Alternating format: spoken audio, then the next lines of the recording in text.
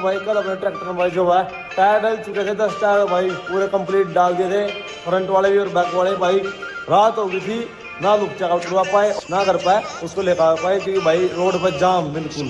और भाई ड्यूटी का टाइम है सबका भाई घर जाने का, तो भाई इसलिए हमने वहीं पकड़ा कर दिया। सुबह जल्दी उठ लिए और अब चलते हैं। अब देखते हैं भाई घर पर कैसे होगा।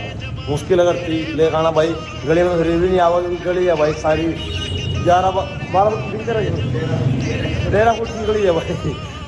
वो ऐसे 16 फुट की है, 13 फुट की गली कोई चली।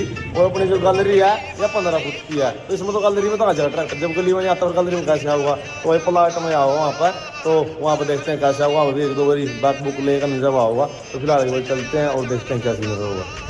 तो भाई मिनी ऊपर लेकर ड्रोन वाला भाई कर रखा है, ड्रोन के साथ वीडियो शूट कर रहा हूँ भाई। लो भाई पहुंचे गोदाम में। सुबह उठ कर भाई बहुत जल्दी, बस सुबह पानी भी नहीं पी रहा, कैसे उठ के आगे कि भाई जल्दी इतने ट्रैक्टर घर पर लेकर जाना। बीड रोड में बहुत ज्यादा ट्रैक्टर दिखा दो अपना। ओ खड़ा मिस्त्री लाग रहे न टाइटन भाई पक्का काम कर दूंगा। काम दिन हो गया, काम तो पक्का ही हो रहा है। फिर बड़ी हाथ